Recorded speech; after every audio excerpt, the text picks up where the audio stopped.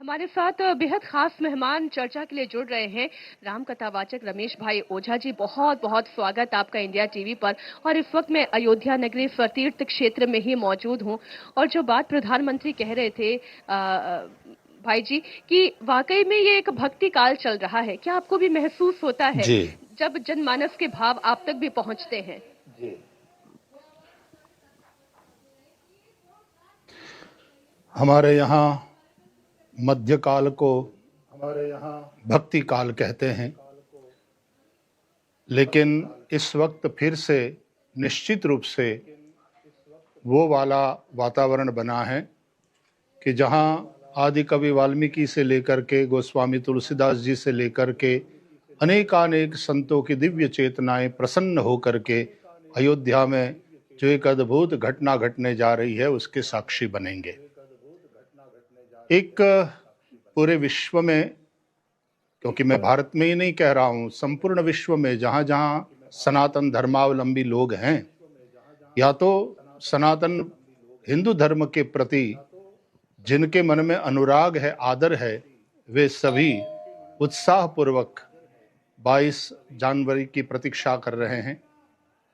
राजा राम अवध राजधानी, राम जी राजा है और अयोध्या राजधानी है।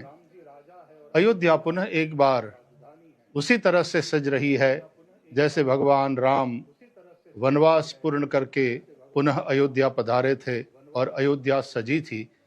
और उसमें श्री भरत जी की तपस्या, शत्रुघ्न जी का मौन समर्पण और अवधवासियों का व्रत, नियम, संयम, राम दरस हित नेम व्रत लगे करन नर नारी और 14 वर्ष की प्रतीक्षा, वो सब कारणभूत थी।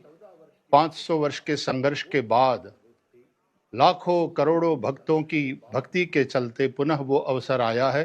तो निश्चित रूप से इस वक्त भक्तिपूर्ण वातावरण है।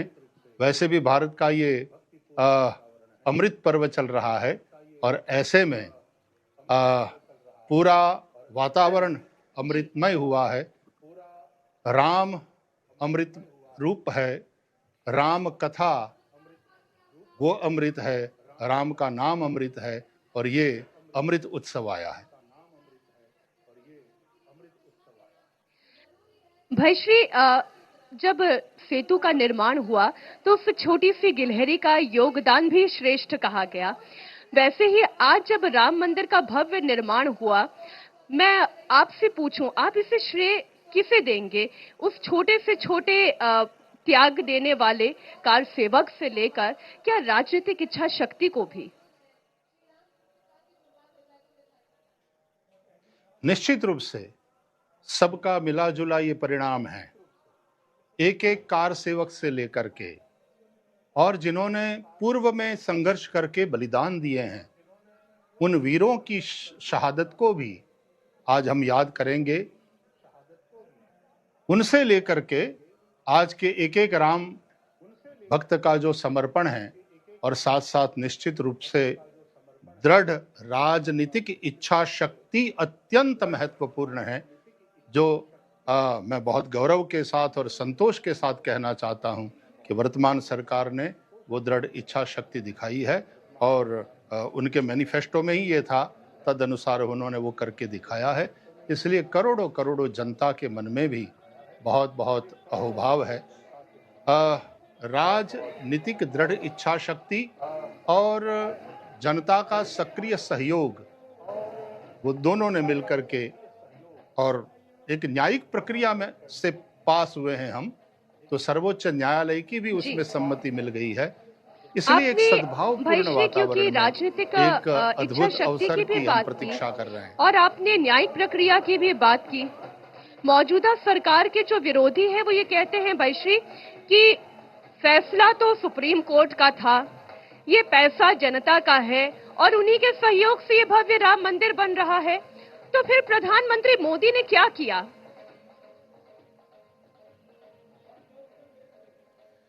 एक बात बहुत स्पष्ट रूप से हमें समझ लेना चाहिए कि उस समय भारतीय जनता पार्टी के मैनिफेस्टो में जो बातें थी, उनके घोषणा पत्र में जो बात थी, उसमें आर्टिकल 370 की भी बात थी और राम जन्मभूमि की भी बात थी, जिसको लेकर के आदरणीय आडवाणी जी से लेकर के लगातार पार्टी का एक स्टैंड रहा है। और जब जनता ने उनको सहयोग किया है, जनता ने उनको सत्ता सौंपी है, तो इसी अपेक्षा के चलते कि भाई आप ये कार्य करेंगे और आपका जो ये मैनिफेस्टो है तद अनुसार हम आपका समर्थन करते हैं, और वो करके दिखाया, इसलिए जनता भी प्रसन्न है। भाई श्री, सवाल ये भी उठाए जाते हैं कि आधे अधूरे मंदिर में प्रतिष्ठा कैसे हो सकती है। हालांकि इस पर एक बहुत लंबी चर्चा हुई और जो शास्त्र सम्मत विद्वान हैं उनसे भी चर्चा हुई, तो उनका ये कहना था कि गर्भगृह का शिखर तो बन गया है, अब राम दरबार का शिखर बाकी है। लेकिन आप इस विरोध को, इस विरोधाभास, ऐसी चर्चाओं को किस तरीके से देखते हैं? स्वाभाविक ऐसा प्रसंग है, विद्वानों में भी मतांतर होना स्वाभाविक है, हम सबका आदर करते हैं। लेकिन टेंट में रह रहे थे इतने वर्षों से रामलला, आज हम दिव्य भव्य देवालय का जो गर्भगृह निर्मित हो चुका है उसमें पूरी भव्यता और पूरे भाव के साथ रामलला को प्रतिष्ठित कर रहे हैं। मां के गर्भ में जब वो गर्भ पिंड, वह भ्रूण कुछ महीने का हो जाता है और तभी से उसमें चेतना आ जाती है, उसका दिल धड़कना शुरू कर देता है, मतलब प्राण तो उसमें आ गए। और मां के गर्भ में शरीर के गठन की, शरीर के निर्माण की प्रक्रिया अभी चालू है। वो तो 9 मास परिपूर्ण होंगे, 10वां मास लगेगा, तब जाकर के बालक का जन्म होगा। लेकिन प्राण तो उसमें आ ही चुके हैं, वो मां स्वयं भी अनुभव करती है। उसी तरह से वो प्रक्रिया चलती रहेगी। लेकिन गर्भगृह तैयार हो गया है तो राम तो सबकी आत्मा है, शांति सीता समानीता आत्मा रामो विराजते।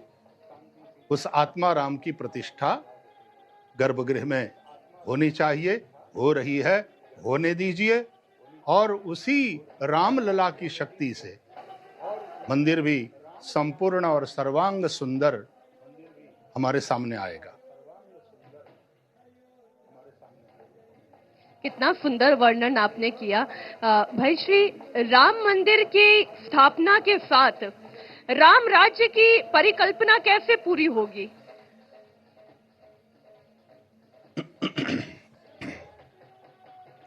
गांधी बापू ने भी राम राज्य का सपना देखा था।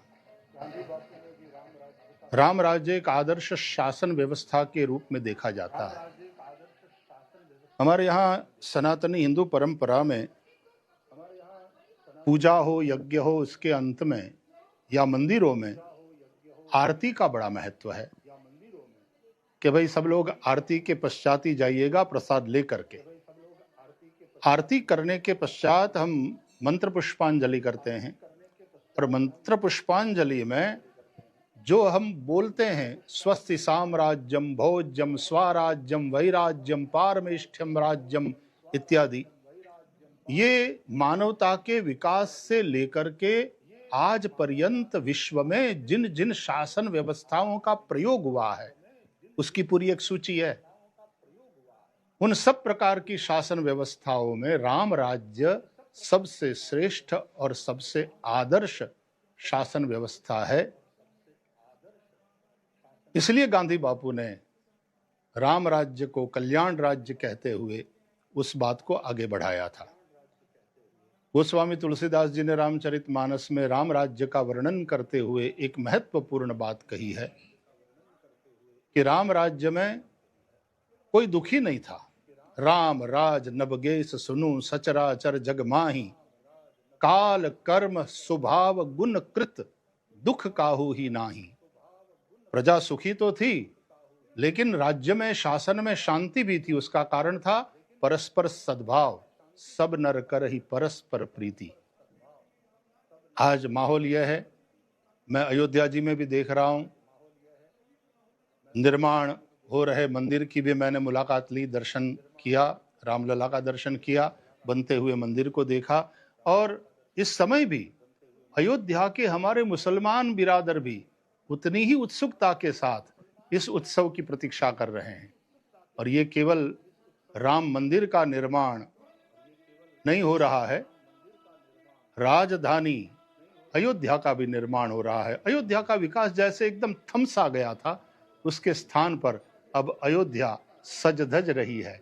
जहां इंटरनेशनल एयरपोर्ट बनने जा रहा है, और जो विकास होगा उसे चाहे हिंदू हो, वहाँ के मुसलमान हो, जहाँ वहाँ के किसी भी वर्ग के लोग हो, उन सबका विकास भी उसके साथ साथ निश्चित रूप से होना है। तो परस्पर सद्भाव के साथ साथ वो विकास हो रहा है प्रेम के प्रकाश में। ये वास्तव में बहुत आनंद देने वाली बात है। भाई श्री, आप ये कहते हैं कि ये परस्पर प्रेम, परस्पर प्रीति लोगों के अंदर दिखाई दे रही है और जनमानस में ये भावी विकास भी हो रहा है। लेकिन कुछ आलोचक ऐसा कहते हैं, जिनका नाम उदित राज है, कांग्रेस के नेता हैं, वो ये कह रहे थे कि राम मंदिर की प्राण प्रतिष्ठा के साथ यानी 22 जनवरी की तारीख के बाद दलितों के लिए कलयुग का आरंभ हो जाएगा। ये कैसी बात है? नारायण नारायण, ये अपनी अपनी सोच है, लेकिन जब राजनीतिक स्वार्थ से प्रेरित वो सोच होती है तो उसमें एक संकीर्णता होती है। वास्तव में जो राम प्रेमी है, जो राम को भजता है, वास्तव में जो राम का स्वीकार करता है, पहले राम की स्वीकृति और उसके बाद राम के प्रति स्नेह, और स्नेह के बाद राम के प्रति समर्पण, ये स्वीकृति, स्नेह और समर्पण वास्तव में जहां पर है, वो इस प्रकार की संकीर्ण सोच नहीं रखेगा। जहां सब नर परस्पर प्रीति वाली बात आती है, भगवान राम ने केवट को गले लगाया है, शबरी प्रतीक्षा कर रही है। रावण को मारने के लिए राम नहीं निकले थे अयोध्या से, वो तो भ्रुकुट विलास सृष्टि लय होई, तुलसीदास जी कहते हैं, भ्रुकुट विलास मात्र से सृष्टि का लय करने का सामर्थ्य जिन भगवान राम में है, वो अयोध्या छोड़ करके चले हैं तो इसलिए कि कहीं कोई शबरी प्रतीक्षा कर रही है। तो भगवान ने, जिन राम ने दलितों को, पिछड़ों को, वनवासियों को गले लगाया, उन तक पहुंचे, उनकी समस्याओं को देखा, जाना, समझा और उनकी समस्याओं का निवारण किया है। उन राम की जब हम बात करते हैं तो ऐसी संकीर्ण सोच से मुक्त रहना चाहिए। लेकिन ये तभी संभव है, जैसे मैंने कहा, पहले राम का दिल से स्वीकार करो। राम केवल एक काल्पनिक पुरुष नहीं थे, व्यास और तुलसीदास की कल्पना के पुरुष नहीं है। राम ब्रह्म परमार्थ रूपा, अभिगत अलख अनादि अनूपा। उस राम का स्वीकार, उसके बाद राम के प्रति अंदर का स्नेह और फिर राम के प्रति समर्पण जहां है, वो संकीर्ण सोच से मुक्त होकर के वास्तव में राम प्रेम और राष्ट्र प्रेम का उदाहरण देते हुए, उसका आदर्श स्थापित करते हुए नेशन फर्स्ट वाली पॉलिसी रखेगा। हम जनता के नाम पर राजनीति न करें, हम जनता के लिए राजनीति करें, हम राष्ट्र को आगे रख करके राजनीति करें, तो सभी राजनेता भी आदरणीय हैं, वो भी जनमान्य बनेंगे। प्रभु श्री राम वनवासी हुए भय श्री, उनके भी चरणों में सबसे पहले नमन करने वाले प्रभु श्री राम हैं।